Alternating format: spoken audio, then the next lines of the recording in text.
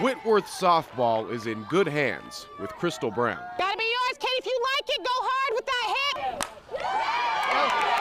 hit. Now in her 7th season, she has taken the Pirates to unparalleled heights.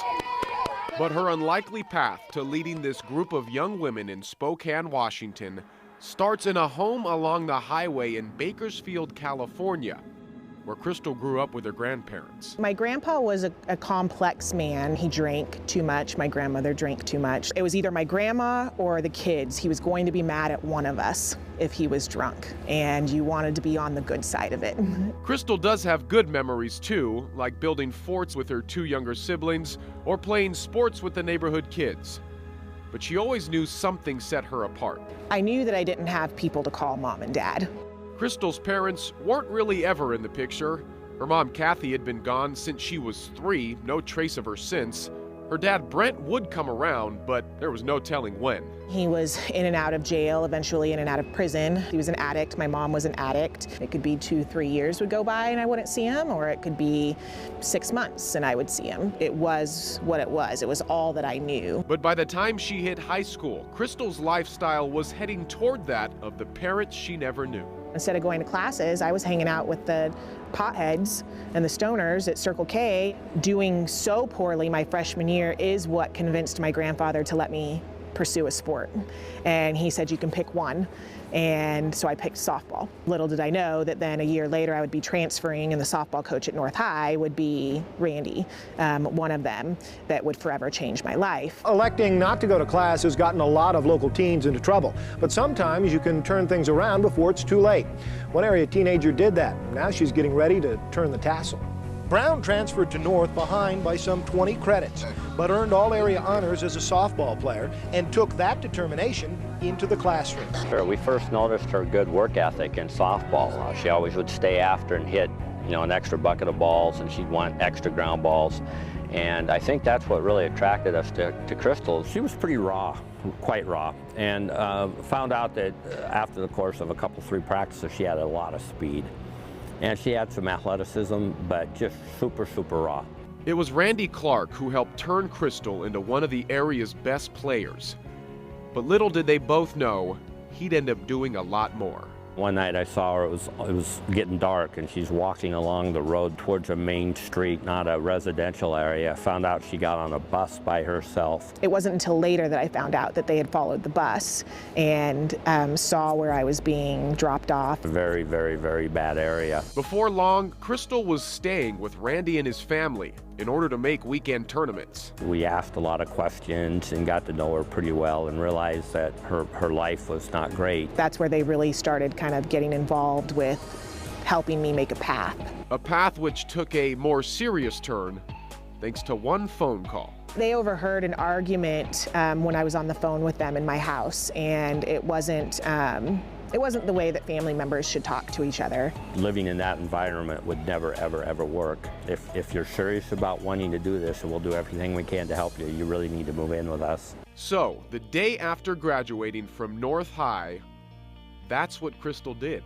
It was a 180 flip for me to be in that home. You had to have trust and honesty and things like that, so it was a culture shock.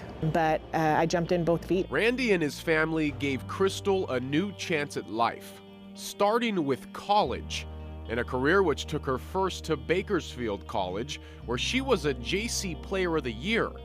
Next, a stop at Azusa Pacific and eventual All-American honors, and then only fitting, a senior season spent under Randy and a startup program at the Masters University. She became a very good leader on most of the teams that she was on, not only because she had great wisdom and common sense, but she could perform, and on the field everyone respected her. I had realized at that point that softball totally saved my life. Softball kept me from following in the same path that my parents, you can't do drugs and be an athlete. And Randy helped Crystal see that up close, reuniting her with her dad when she was 19. He said, I'm 40 years old at that, so he was my age at that point in time. And he says, I've been in this world for so long that it's too late for me to change. And then shortly thereafter, he ended up back in prison. But those 2 days were the best days that I had ever been able to see my dad just kind of in a normal setting. Then, as her family's first college graduate, a meeting with her mom, 20 years after the last. Spent really the 6.5 hours talking about her life and realized that she had far less opportunity and caring in her life than I ever had. And it's really my only memory of her. You know, I was so young when she left that I don't really remember the first 3 years of my life. And those special days spent catching up would prove to be Crystal's final memories of the parents she never had. I get this email from my aunt who had let me know it was my dad that she was letting me know about. He had died of a drug overdose. It was basically found next to train tracks. And at the bottom it just said, P.S. I'm assuming that you knew that your mom had also died about 6 months prior to that. I didn't expect to feel the sadness that I felt because I didn't really ever have a relationship with either one of them. I would have loved to have seen them be able to pull it together somehow. Well off her parents' fateful path, Crystal instead followed in Randy's footsteps, embarking on a coaching career which first saw her lead small-town Kingsburg High to unmatched success. Then one day she saw an opening.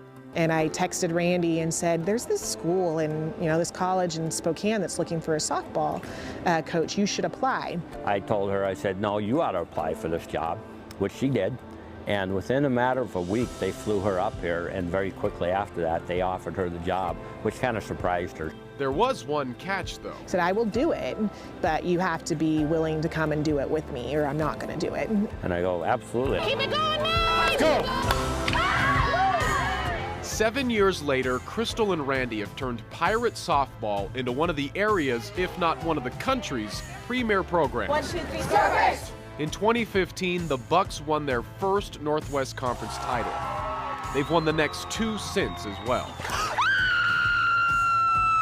It's just a real honor to watch her, and her knowledge of the sport's phenomenal, and her values are right. I mean, she obviously wants to win, she's aggressive and all that, but it's way more than just the softball that she's really into, so it's really neat to see. A way of coaching and mentoring Crystal developed firsthand from Randy some 20-plus years ago. A life-changing and life-saving bond, stronger now than ever. Even by touching just one person, if I can go out and do that to softball players or students or whoever it is that I come in contact with, then I'm furthering what he's done for me. He's my best friend. He's been a father figure to me. He's been a mentor to me. He encourages me and motivates me and sometimes yells at me to be a better person. I don't think that this life happened to me just by chance. I think that God absolutely had a plan for exactly where I'm supposed to be when, and for Randy being a part of that.